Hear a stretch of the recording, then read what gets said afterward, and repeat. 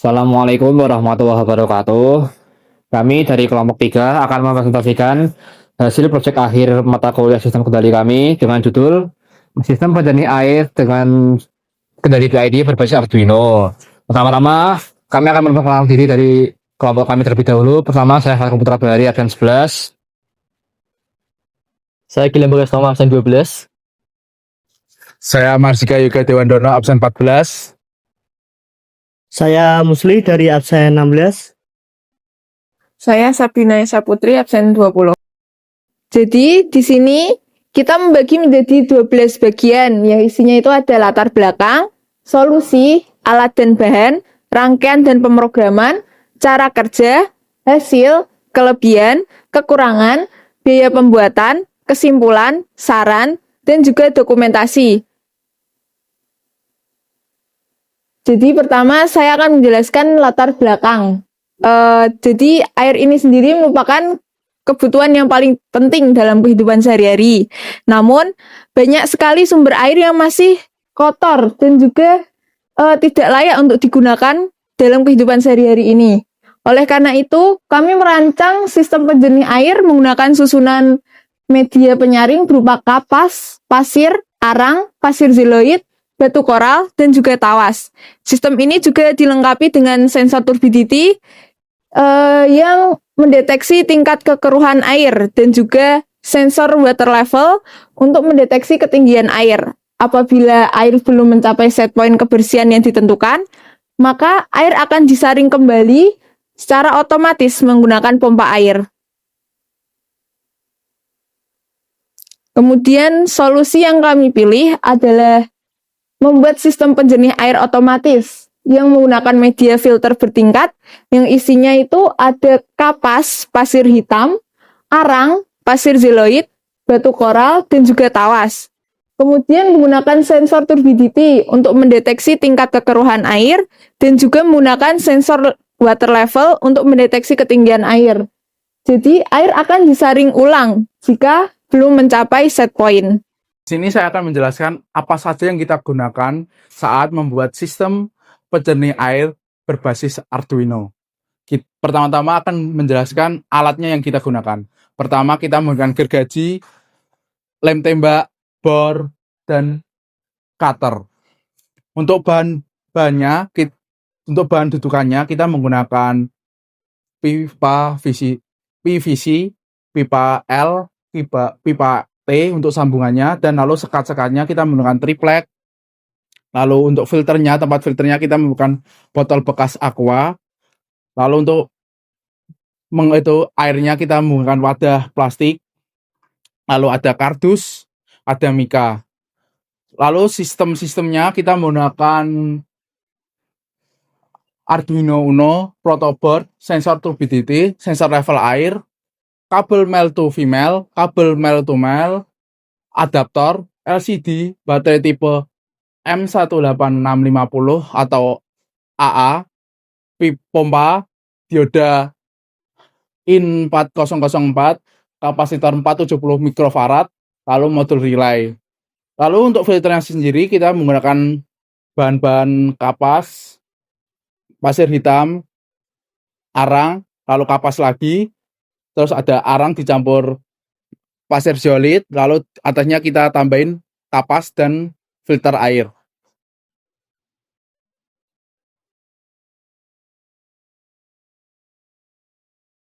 Terus biaya pembuatannya di sini saya tidak memasukkan semua alat dan bahannya tadi karena sebagian ada yang sudah kita miliki, lalu kita yang memasukkan yang kita beli saja.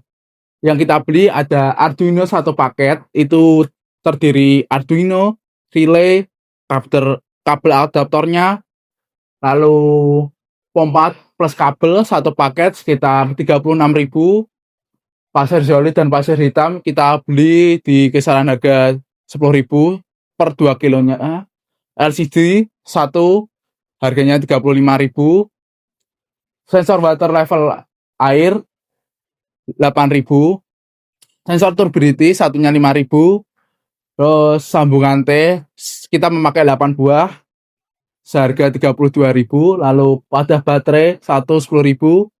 kapas 1.700, amplas 2 meter kita menggunakannya harganya 6.000, lem lilin menggunakan 3.500, kapasitor 470 mikrofarad 2 seharga satunya 1.000 jadinya totalnya 2.000, dan dioda in 4004 harganya 3.000 satunya 1.000 kita menggunakan 3, dan total pengeluaran kita sekisar 311.500.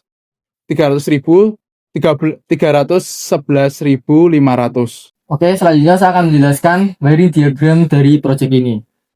Yang pertama kami menggunakan Arduino Uno R3 sebagai otak atau pengendali dari sistem kendali ini. Lalu kami menggunakan sensor turbidity atau sensor kekeruhan air yang digunakan untuk menunjukkan nilai kekeruhan dari air yang kami miliki. Jika sensor menunjukkan nilai di atas 500, maka air akan dianggap jernih. Sedangkan jika sensor menunjukkan nilai di bawah 500, maka akan keruh. Lalu si sensor turbidity sendiri ini akan dihubung ke bagian A0 dari Arduino. Lalu kami juga memiliki sensor level air yang dimana digunakan untuk mendeteksi adanya air atau tidak adanya air di penampungan. Lalu si sensor ini juga terhubung ke bagian digital 2 dari Arduino. Lalu kami juga menggunakan LCD 2C modul yang digunakan untuk menunjukkan nilai kekeruhan, pompa on atau off, dan adanya air atau tidak. Nah, 2C modul ini memiliki 2 terminal, ada SDA dan SCL. Yang SDA akan terhubung ke bagian A4 dari Arduino, sedangkan SCL akan terhubung ke bagian A5 dari Arduino. Lalu kami juga menggunakan relay DC 5 volt yang digunakan untuk menghubungkan pompa sendiri ke Arduino atau juga digunakan sebagai proteksi.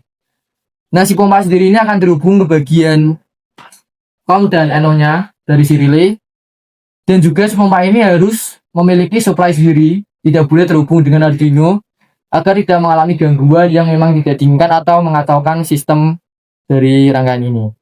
Seperti itu.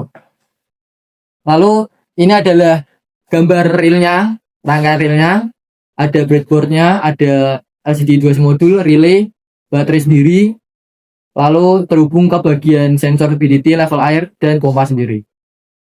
Oke, selanjutnya saya akan menjelaskan pemrograman dari sistem kendali ini. Oke, selanjutnya saya akan menjelaskan codingan atau pemrograman yang terdapat pada Arduino IDE project ini. Yang pertama ada include wire H, itu digunakan untuk komunikasi I2C agar Arduino itu bisa berkomunikasi dengan si LCD. Lalu yang baris kedua ada liquid crystal I2C ini digunakan untuk mengontrol LCD 16x2 I2C. Lalu pada baris ketiga ini ada include PID yang dimana ini digunakan untuk menerapkan kontrol PID agar keputusannya ke pompa itu lebih stabil. Lalu selanjutnya baris 5-7 ini adalah penentuan pin-pin yang digunakan di Arduino. Yang pertama ada turbidity pin itu ke A0, lalu si sensor level itu ke digital 2 dari Arduino, lalu si relay pin ini ke digital 3 Arduino untuk mengendalikan si pompanya. Lalu selanjutnya ada liquid crystal I2C LCD 0x27 16,2. Ini adalah alamat dari LCD I2C yang menunjukkan 0x27 dengan ukuran 16 kolom dan 2 baris. Lalu selanjutnya di sini itu ada variabel PID yang input keruh ini untuk menyimpan nilai kekeruhan si air sebagai input PID-nya nanti. Lalu yang output PID ini untuk menyimpan hasil perhitungan PID. Lalu yang set point ini itu adalah target kita. Misal targetnya 500 ya 500 untuk kejernihan air. Bisa diganti-ganti juga. Lalu yang selanjutnya untuk double KP ini, KP KIKD, ini adalah nilai konstanta PID untuk mengatur respon sistem. Ini bisa diatur juga, bisa kita tuning manual, tapi mending disaranin manual juga agar lebih optimal hasilnya nanti. Lalu ada PID my PID ini, ya ini untuk objek PID-nya dengan mode direct. Lalu selanjutnya INT nilai sensor. Ini untuk menyimpan nilai hasil pembacaan sensor dari turbidity itu sendiri. Lalu ada serial begin 9600, ini ya untuk mengaktifkan serial monitor untuk pemantauan data di Arduino IDE itu. Lalu yang pin mode, relay pin output dan digital write ini tuh untuk relay yang di set sebagai output dan pompa mati saat awal. Jadi dia harusnya mati saat awal. Lalu selanjutnya pin mode level pin input. Nah, ini untuk si sensor level untuk sebagai input. Lalu yang selanjutnya ini adalah baris 29 sampai 31 untuk mengaktifkan LCD dan membersihkan tampilan. Jadi agar terhindar dari kayak error-error gitu. Lalu selanjutnya ada MyPID, set output, limits, dan MyPID set mode. Ini untuk mengatur batas output PID dan mengaktifkan PID secara otomatis. Oke, selanjutnya di bagian baris 39 dan 40 ini Arduino membaca nilai keruan air dan mengirimkannya ke sistem PID. Lalu selanjutnya ada IND level air sama dengan digital read. Ini untuk membaca kondisi air apakah dia itu ada atau habis. Lalu yang pada baris ini LCD yang bagian set kursor dan LCD print curve, ini si LCD itu akan menampilkan teks curve.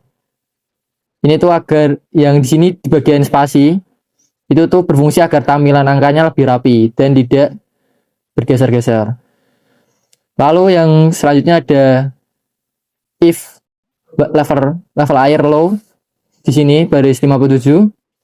Itu artinya tuh jika airnya habis, maka pompa akan dimatikan, pompa akan off, dan LCD akan menampilkan peringatan. Lalu program akan berhenti sementara.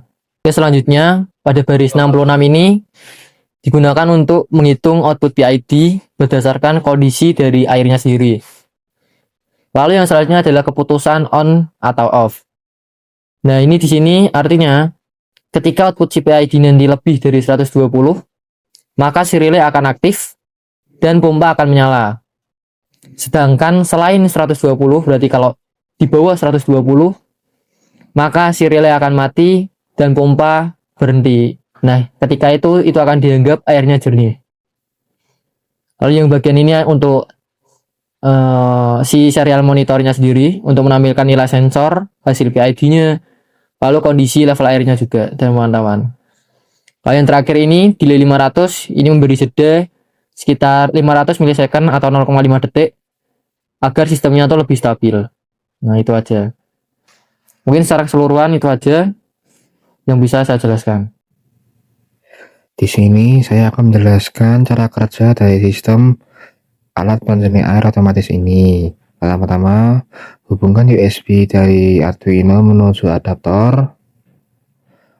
Lalu di layar LCD akan menunjukkan nilai kekeruhan, kondisi air, dan kondisi pompa. Bila air keruh, maka nilai kekeruhan akan menunjukkan nilai di bawah 500. Dan jika air jernih, maka nilai kekeruhan akan menunjukkan nilai di atas 500. Jika nilai kekeruhan di bawah 500, maka pompa akan bekerja dan air akan tersedot menuju ke sistem penjernih air sederhana ini.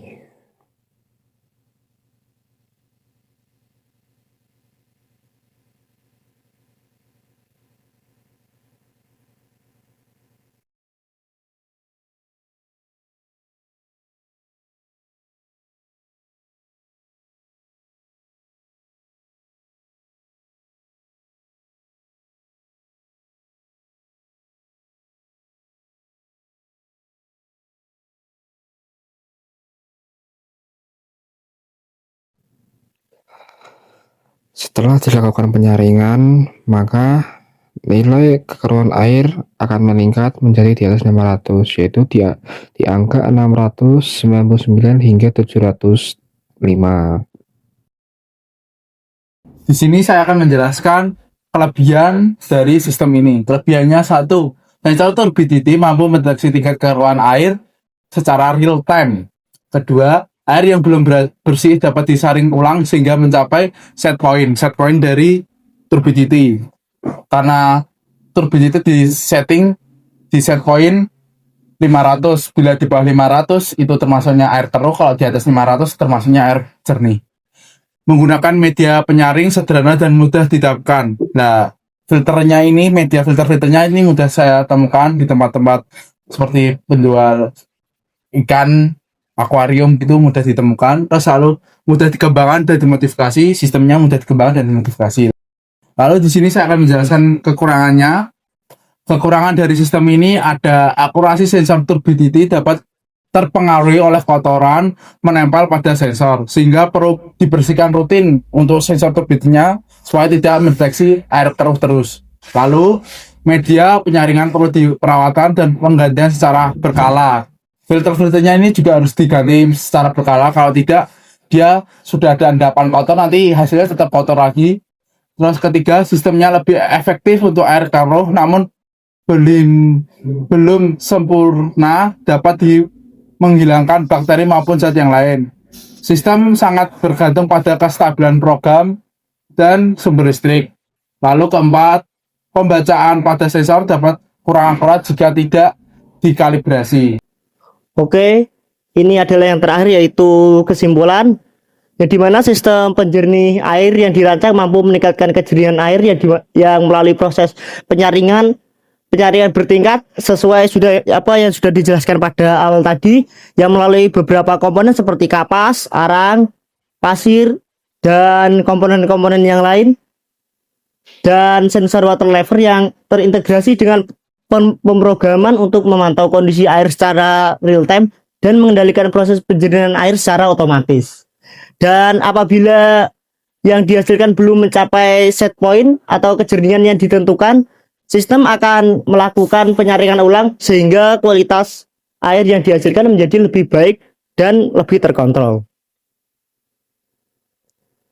Oke, yang terakhir yaitu ada saran yang dimana yaitu disarankan agar dilakukan pada kalibrasi sensor turbidity dan water level secara berkala, yang dimana untuk menjaga akurasi pembacaan data yang tertampil di LCD. Terus ada juga yaitu sensor juga perlu dibersihkan secara rutin agar tidak terganggu oleh endapan kotor. Jadi ketika si air kotor ini dibiarkan, dia itu akan mengendap sehingga sensor ini akan mendeteksi bahwa air ini dalam keadaan jernih. Padahal air ini masih dalam keadaan kotor, hanya kotoran tersebut saja yang mengendap di bawah. Terus juga mungkin bisa penambahan sensor lain mungkin seperti pH atau DTS juga dapat dipertimbangkan agar memperoleh informasi kualitas air yang lebih lengkap, sehingga sistem penjernih air dapat bekerja dengan lebih optimal dan andal. Sistem penjernih air ini juga dapat dikembangkan pada skala yang lebih besar, serta dilengkapi dengan metode penyaringan tambahan agar mampu menghasilkan yang lebih aman dan layak digunakan dalam jangka panjang. Ini adalah foto dokumentasi dari kelompok kami ya. Ada 6 foto dokumentasi, ini kita lakukan di beberapa tempat ya, tidak di satu tempat, mungkin di beberapa tempat. Ini foto yang pertama ini adalah foto ketika kita sedang merancang ini dudukannya. Terus ada foto kedua ketika kita sedang merancang filter pencari air, itu ketika kita sedang memotong pipa, foto ketiga. Dan ini foto ini ketika sedang mengelem, dan ini ketika kita sedang mencoba rangkaian, dan itu foto ketika sedang mengcoding. Next. Nah, ini foto dokumentasi terakhir. Ini ketika foto pertama ini bikin PPT, terus foto kedua sedang melakukan pembersihan pada komponen-komponen yang ada filter, terus foto ketiga ini foto kami, terus yang terakhir foto pemotongan pipa. Oke, sekian presentasi dari kelompok kami. Apabila ada kekurangan dan kesalahan mohon dimaafkan. Wassalamualaikum warahmatullahi wabarakatuh. Terima kasih Pak.